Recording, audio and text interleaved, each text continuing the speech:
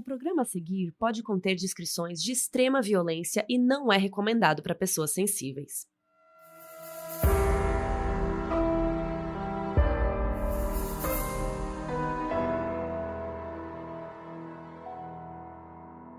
Oi Brasil, eu sou a Carol Moreira. E eu sou a Mabê. E hoje a gente vai falar de um dos criminosos brasileiros mais notórios dos últimos anos. Estamos falando do Pedro Dom, um chefe de quadrilha que tocou o terror no Rio de Janeiro no início dos anos 2000. E agora esse caso real virou série, porque acabou de lançar a primeira temporada da série Dom no Amazon Prime Video. Mas a gente não vai falar só dele não, porque tem outro personagem igualmente importante na história. O pai dele, o Victor Lomba, que era policial. E com isso, temos um pai e um filho de lados opostos por conta de um inimigo que destruiu a vida dos dois: as drogas.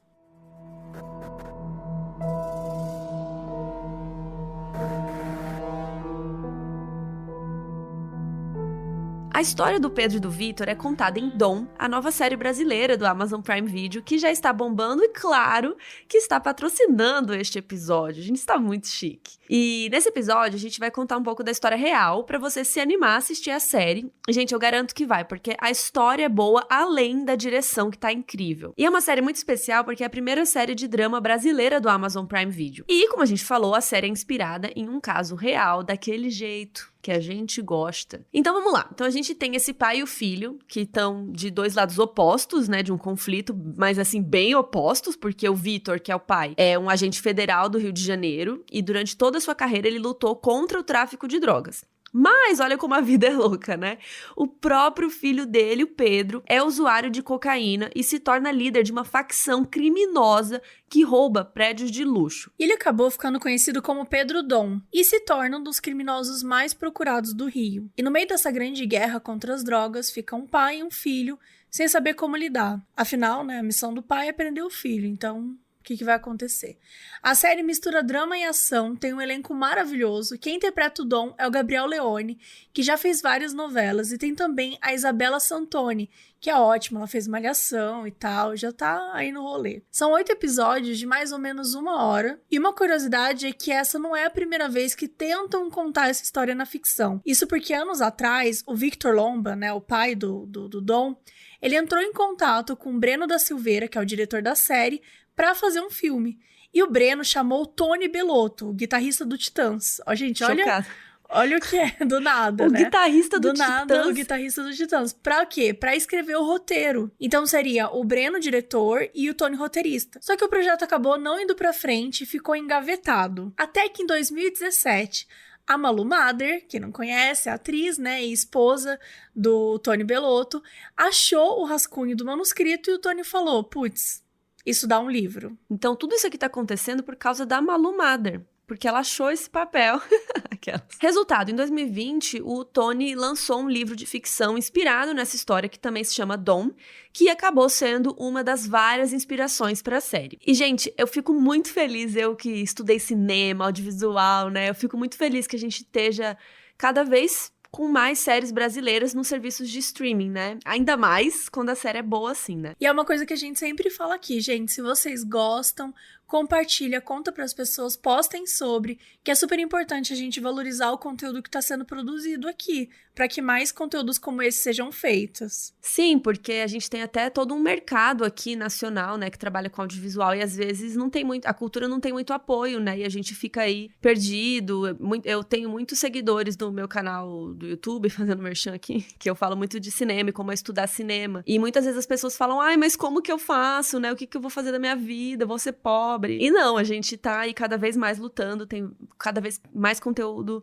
nacional sendo produzido, então eu fico muito feliz e muito emprego aí pra gente também trabalhar. Enfim, se você ainda não tem o Amazon Prime Video, fica tranquilo porque a gente trouxe um link pra você se inscrever e ganhar 30 dias grátis.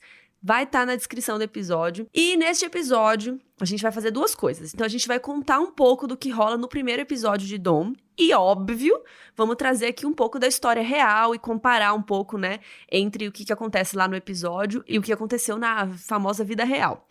Mas sem dar spoilers, né, gente? Porque a gente quer que vocês assistam a série e descubram. Um cara bonito, inteligente. Faz o teu dinheiro. Tu vai poder fazer o que tu quiser.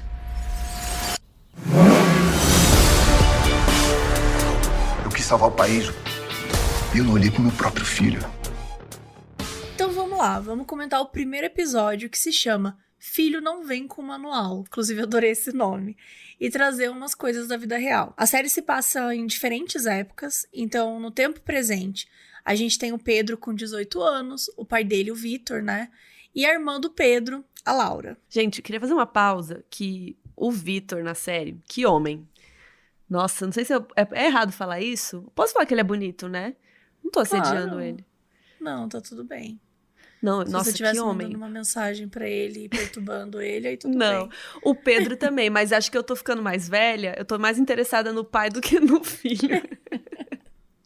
Não, total. Dá a entender na série que os pais são separados, só que a mãe dele tá viva. E o Vitor é policial civil e o Pedro é festeiro, tal, e ele é viciado em cocaína. E daí tá rolando uma festa no Morro dos Tabajaras, que é uma favela. Inclusive, eu amei ouvir funk antigo.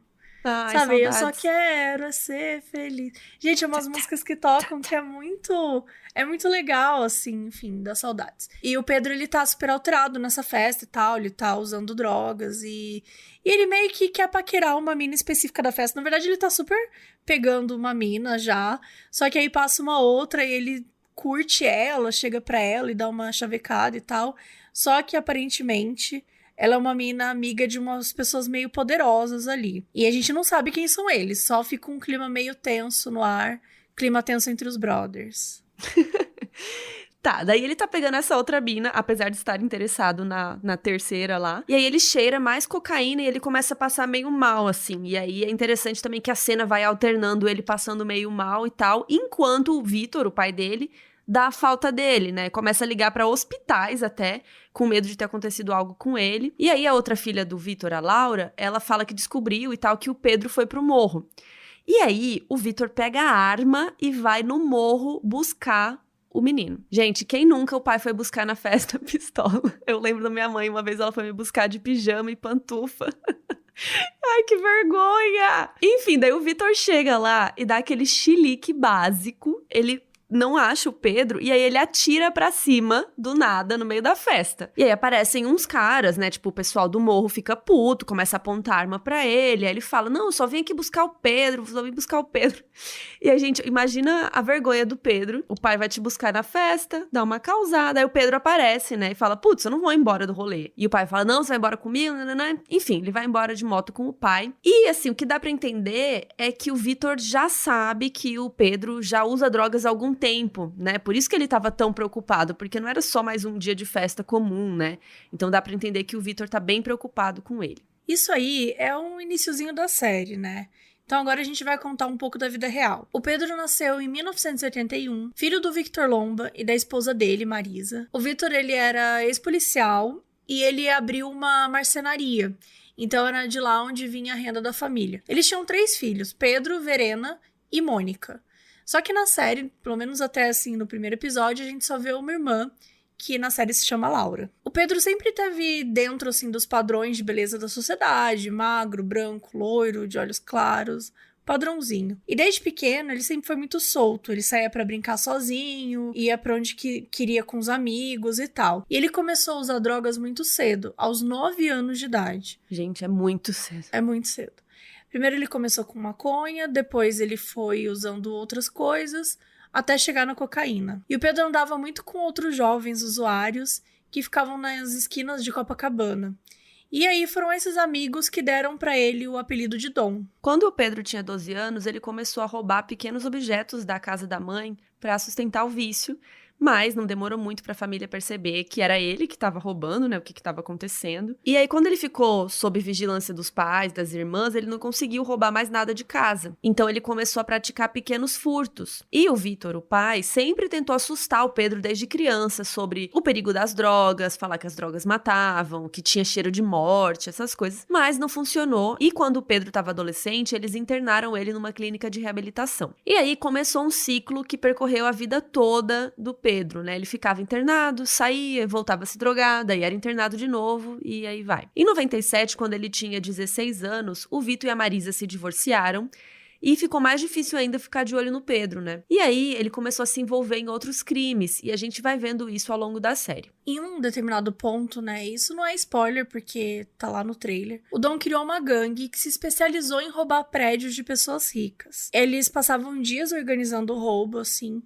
Em muitos casos, eles analisavam se o prédio tinha porteiro ou não e tal, se as vítimas estavam viajando ou não. E ele gostava muito de usar a roupa que ele roubava, como uma forma de ostentação. E foi por isso que ele ganhou na mídia o apelido de ladrão fashion. Então assim, né, vamos ver se eles vão citar isso aí na série. Diziam que o Pedro era extremamente violento, e uma vez ele chegou a agredir uma idosa, né, numa casa que ele foi assaltar, e ele ficou batendo nela e tal, pro filho dela adiantar e entregar as joias logo. E no primeiro episódio ele ainda não tá nessa vibe. Só que, enfim, né, durante a série, provavelmente a gente vai ver chegar nessa parte. Ele invadia as casas, principalmente de madrugada, e não fazia questão de fazer silêncio, assim. Ele acordava as pessoas apontando a arma e tal, às vezes com granadas, bombas, enfim. E ele fazia tortura psicológica com as pessoas enquanto assaltava a casa. Você é meu filho. É um pedaço de mim. Não vou desistir de você. Nunca.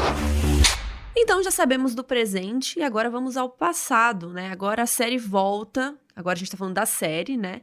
E a gente tá no Rio de Janeiro em 1970 e temos o Vitor Dantas, que é o pai do Pedro, só que aqui ele está jovem, né? Nos anos 70, ele tá mais ou menos na mesma idade que o Pedro tem no presente. Daí, o pai do Vitor quer que ele vire médico, ou alguma coisa assim, sabe? Que é aquelas profissões, né? Aquela coisa. E é interessante porque o episódio chama Filho Não Vem com Manual, né? Então a gente vê a relação do Pedro com o pai Vitor e a relação do Vitor com o seu pai, né? E o Vitor, ele resolve sair de casa, porque ele gosta de mergulhar. Ele gosta de fazer apneia, sabe? Mergulhar fazendo apneia é aquele negócio que é só com o ar do pulmão mesmo. Não tem aquele cilindro de oxigênio, né? Você segura a respiração e Deus no comando, vai indo.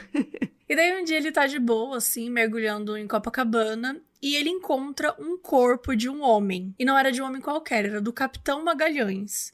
E o Vitor acha que o cara tava atrás de uma medalha e tal, porque ele diz que a mão dele tava meio machucada e tal, segurando uma medalha, e tava lá no fundo do mar. Então o Vitor acredita, né, que ele fez a apneia por muito tempo e que acabou morrendo tentando pegar a medalha.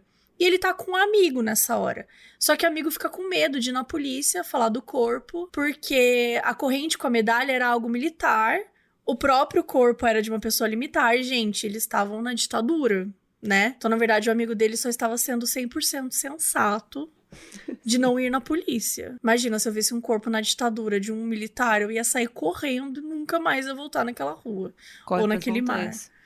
Mas enfim, o amigo dele ficou com medo, tal, de acusarem eles e tal, de ter matado, né, o corpo. Então o amigo dele meio que fala assim, beleza, você quer fazer isso, vai na sua fé, mas não conte comigo para nada. Aí o Vitor vai e ele fala do corpo pra polícia, né, e a polícia dá uma mini ameaçada nele, que eu achei que pegaram bem leve, assim, viu? Nossa, não achei não. Eu achei bem leve, amiga, pra ditadura, achei uma coisa... Mas ok. Mas interrogaram ele, assim, meio desconfiado e tal. E aí aparece o sargento, que eu achei mó fodão, assim, pra poder interrogar. O que eu achei muito legal dessa coisa da série misturar essas linhas de tempo, né? Esses momentos. A gente tem o Vitor novo e o Vitor velho.